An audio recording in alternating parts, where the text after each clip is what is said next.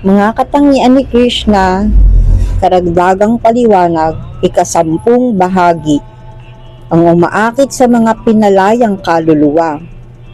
Maraming halimbawa kung paano naaakit ni Krishna maging ang mga dakilang pinalayang kaluluwa tulad ni Sukadeva Goswami at ng mga kumara. Kaugnay nito, sinabi ng mga kumara ang sumusunod: "Nakakamangha na kahit kami ay ganap ng pinalaya, malaya sa pagnanasa at nasa antas ng Paramahamsa, nais pa rin naming malasahan ang mga pastimes ni Narada at Krishna. Gumagawa ng mga kamanghamanghang gawain." Sa Birhad Vamana Puranya, sinabi ng Panginoon, "Kahit marami akong kahangahangang pastimes, tuwing naisip ko ang rasa lila na aking ginagawa kasama ng mga gopi, sabik akong maranasan itong muli." Isang deboto ang nagsabi, "Kilala ko si Narayan, ang asawa ng Diyosa ng Kapalaran, at alam ko rin ang napakaraming iba pang pagkakatawang tao ng Panginoon. Tiyak na lahat ng pastimes ng pagkakatawang taong iyon ay nakapagpapasigla sa aking isipan. Ngunit higit pa roon ang rasa lila na isinagawa mismo ni Panginoong Krishna ay kahanga-hanga na nagpapataas ng aking espiritual na kaligayahan." Napapaligiran si Krishna ng mga debotong mapagmahal. Kapag binabanggit natin si Krishna, hindi siya nag-iisa. Ang Krishna ay nangangahulugan ng kanyang pangalan, kanyang mga katangian, kanyang katanyagan, kanyang mga kaibigan, kanyang mga kagamitan, at kanyang buong entourage. Lahat ng ito ay kasama sa kahulugan nito. Kapag pinag-uusapan natin ang isang hari, nauunawaan na napapaligiran siya ng mga ministro, kalihim, mga commander ng hukbo, at marami pang iba. Katulad nito, si Krishna ay hindi impersonal sa kanyang Vrindavan Lila, lalo na napapaligiran siya ng mga gopis, ang pastol ng baka, kanyang ama, kanyang ina, at lahat ng naninirahan sa Vrindavan. Ang kaakit-akit na plauta ni Krishna sa ika-10 kanto ng Srimad Bhagavatam, chapter 35, verse 15, sinabi ng mga gopi kay Inang Yasoda, "Kapag ang iyong anak ay tumutugtog ng kanyang plauta, sina Panginoong Shiva, Panginoong Brahma at Indra, bagaman sila ay itinuturing na pinakadakilang mga scholar at personalidad, ay nalilito at nawawala sa sarili. Kahit sila ay napakadakilang mga personalidad, kapag naririnig nila ang tunog ng plauta ni Krishna, mapagkumbaba silang yumuyuko at nagiging tahimik habang pinagmamasdan at pinagninilayan ang tunog na iyon." Sa kanyang aklat na Bidagda Madhava, ganito inilalarawan ni Sri Rupa Goswami ang tunog ng plauta ni Krishna. Ang tunog na nilikha ng plauta ni Krishna ay kahanga-hangang nagpahinto kay Panginoong Shiva sa pagtugtog ng kanyang tambol. Ang parehong plauta rin ang nagdulot ng pagkaantala sa pagninilay ng mga dakilang pantas tulad ng 4 na kumara.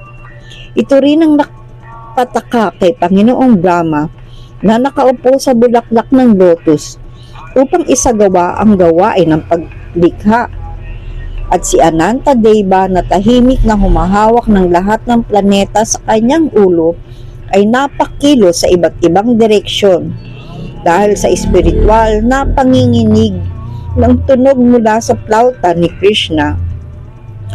Ang tunog na ito ay tumatagos sa balot ng sansinukob at umaabot hanggang sa espiritual na kalangitan. Ang napakagandang kagandahan ni Krishna. Sa ika-3 kanto ng Srimad Bhagavatam. Sinabi ni Uddhava kay Vidura, "Ginoo ko, ang anyo ni Krishna ay lubhang kahanga-hanga nang siya ay nagpakita sa mundong ito. Sa katunayan, sa halip na ang mga palamuti ang magpapaganda kay Krishna, ang kagandahan ni Krishna ang lalong nagpaganda sa mga palamuti." Tungkol sa kaakit-akit na kagandahan ng katawan ni Krishna at sa tunog ng kanyang plauta, sa 10 kanto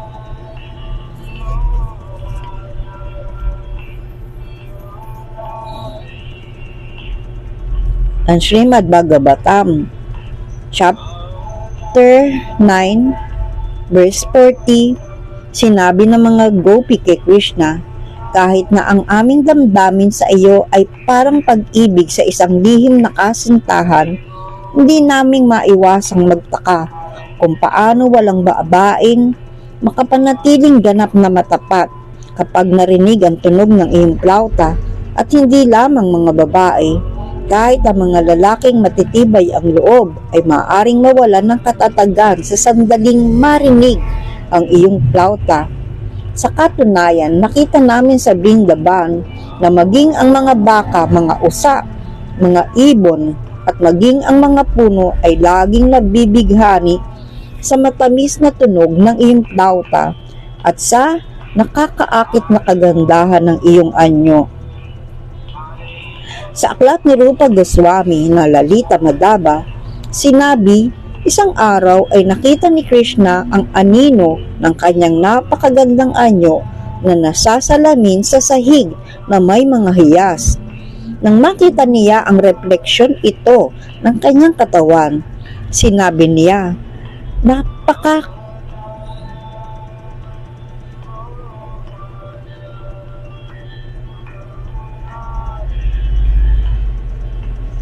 "Nakakamangha na hindi ko pa kailanman nakita ang ganitong kagandang anyo." Nakakamangha na hindi ko pa kailanman nakita ang ganitong kagandang anyo. Bagamat ito ay sarili kong anyo, nais ko pa ring tulad ni Radharani na yakapin ang anyong ito at maranasan ang makalangit na kaligayahan. Ipinapakita ng pahayag na ito na si Krishna at ang kanyang aninong refleksyon ay iisa lamang. Walang pagkakaiba sa pagitan ni Krishna at ng kanyang refleksyon. Gayon din sa pagitan ni Krishna at ng kanyang larawan. Ito ang transcendental na kalagayan ni Krishna.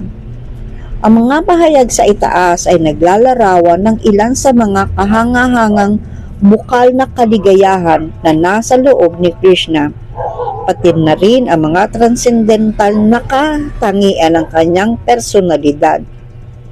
Ang mga katangiang ito ni Krishna ay inihahantulad sa karagatan. Walang sino man ang makasusukat sa haba at lawak nito.